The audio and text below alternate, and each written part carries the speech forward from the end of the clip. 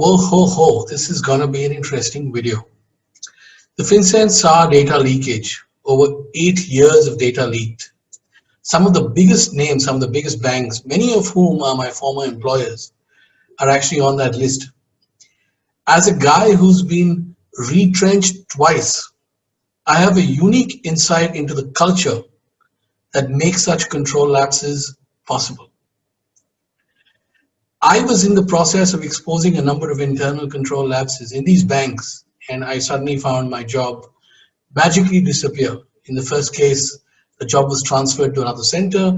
In the second case, the job was dissolved. It didn't exist anymore on paper. So I have a unique insight into some of these top banks, into their culture that makes these criminals, that facilitates the laundering of money and sanctions violations in these banks. As far as Fincen is concerned, I have no comments on a regulator that preaches about cybersecurity and can't look after the security of their own data, right? So did an insider do it? Was the information hacked? I'm pretty sure the Fincen director is going to find some middle level manager and sack the guy and then just cover up the whole thing. But anyway, let's talk more about, not about the Fincen, which is not the topic of today's discussion. Let's talk more about why this culture of, connivance, this culture of complicity exists in banks and financial institutions. Why is it that criminals, Russian mafia, why is it that these guys can launder their money, commit sanctions violations through these huge banks? So in order to do that, and my training videos will always have a training content to them. So let's pick up the 5 whys model, okay? So I'm going to ask you 5 whys. I'm going to ask 5 whys, and I'm going to answer that question also, and then we try to get to the root cause. So these banks have been fined. They've had deferred prosecution agreements, and yet they still are in the limelight for all these scams. And why are these scams continuing to happen? So the answer for that is that these scams continue to happen because they still have poor controls.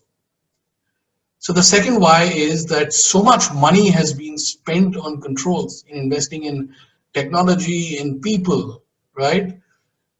So what do you mean by these controls continue to be poor? And this is because, and the answer to that is because at some level there is a compromise in the controls. And the third why would be that why would anyone want to compromise these controls? What could go wrong? So the answer to that is not everyone wants to compromise these controls. You have a lot of sincere managers, and this is particularly the middle level compliance, compliance managers, and even some of the top compliance managers. They are sincere. So the problem lies with the business guys. And this is particularly true of the investment bank. So the top managers in these institutions, right, they're the ones who do the compromise. The next question is, but why would the top managers in these institutions do such a compromise, right? The top business managers would adopt a shut-eye approach because it suits them. The accounts that they bring onto the table bring massive revenues, and with those revenues come massive salaries and bonuses to these bankers. And the next obvious question is, but why are these bankers still continuing to earn a disproportionate share, right, compared to the market in salaries and bonuses?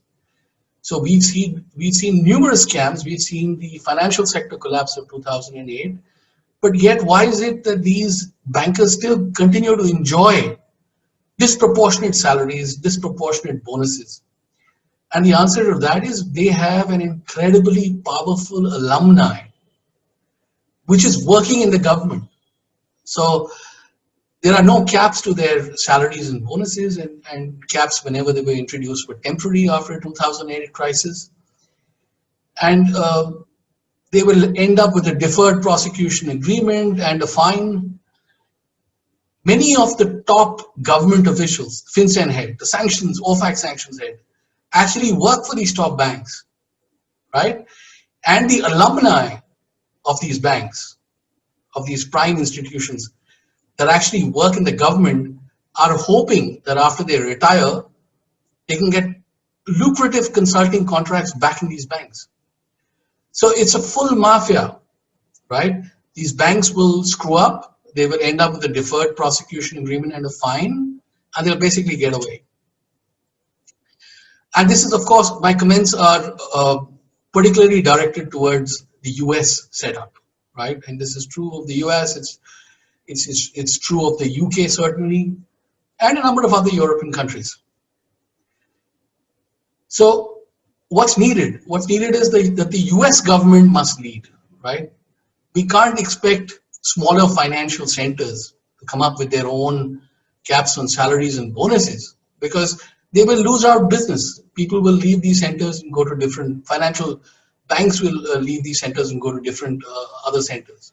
It's the US government which must lead, and regulators have to work together in this pursuit. So, there needs to be salary and bonus caps. Let's talk a little bit more about salaries. So what are we talking about in terms of numbers? The salary of an investment banker or a senior private banker in a decent year can easily exceed $1 million, and is more likely to be at an average within 1.5 to 2 million US dollars. This includes salary, bonus, stock incentives, and this is in a good year. Some investment bankers can earn as much as 10 million US dollars, right? And not just that, there are massive sign-on bonuses when you move from one organization to the other. So you do whatever you want to in terms of control lapses in one organization, then you just jump the ship. In a country like India, in a poor country like India, where you have starving people, the top banker in 2019 earned $2 million plus. So these salaries are absolutely obscene, right? And they are a disincentive to an effective compliance culture. And let me tell you, as a guy who's worked in investment banking, right, on the compliance side, there is nothing that these bankers do, nothing that deserves these massive disproportionate salaries. They're not geniuses. There is nothing that they do which deserves these massive disproportionate salaries and bonuses. I'm now going to talk about how the salary and bonus problem permeates across the walls between compliance and business.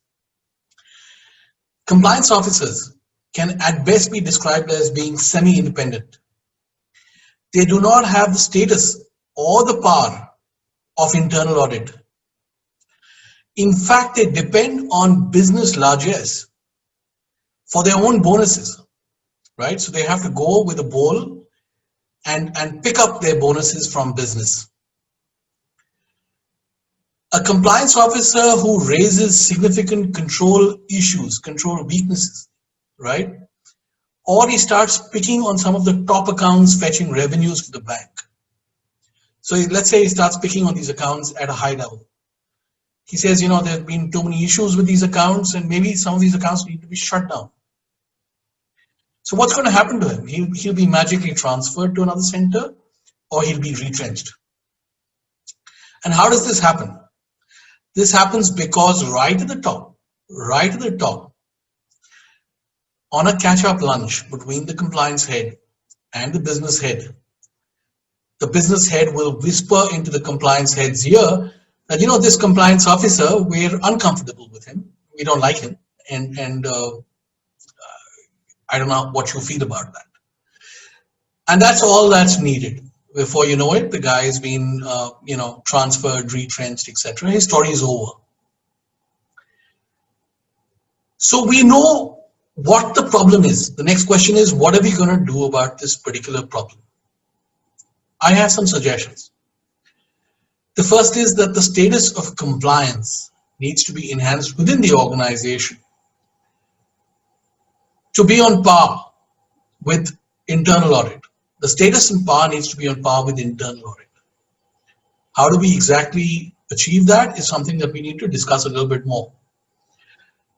The second is that we need to have salary and bonus caps.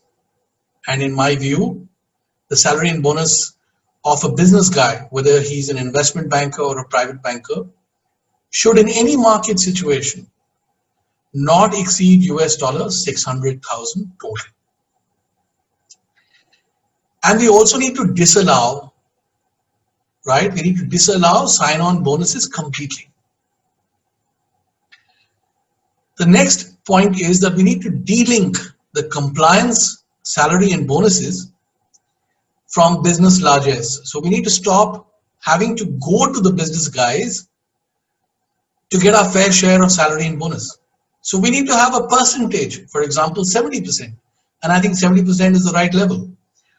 So for example, if a business guy is earning between 400,000 to 600,000 in a particular grade, which would be likely the managing director grade, then the compliance guy's salary and bonus should be 70% of 400,000 and 70% of 600,000. So within that range, and they decide themselves. We also need to define what undue influence is. The regulator needs to define that. What exactly is undue influence? And we need to have a legal requirement that a compliance officer, and the onus is on every single compliance officer, they need to file a report internally and externally to the regulator wherever there are signs of undue influence. Okay, and this needs to be a specific responsibility. So a SA, for example, will go through a particular channel. As far as this filing responsibility is concerned, every compliance officer needs to have that as their own individual legal responsibility. Now we come to the point that if you have salary and bonus caps, then you also have a surplus. So what are we going to do with that surplus? It's my proposal that 30 to 40% of that surplus is redistributed to charities in third world countries. We have a lot of hungry people. So we redistribute it to charities in third world countries using the right channels. Perhaps it goes to government in the first instance, and then the government reallocates that to the charities it's comfortable with. So overall, regulators need to work together. The US government in particular needs to take the lead. There is no particular financial center who's going to stick its neck out with salary and bonus caps. So they need to collectively work together to bring in these caps and to transform the status of compliance, to transform the culture of effectiveness of compliance, right? And make sure that compliance, financial crime compliance in particular, actually works in these larger banks. That's it from me. I hope you enjoyed this video. Thank you so much. Cheers.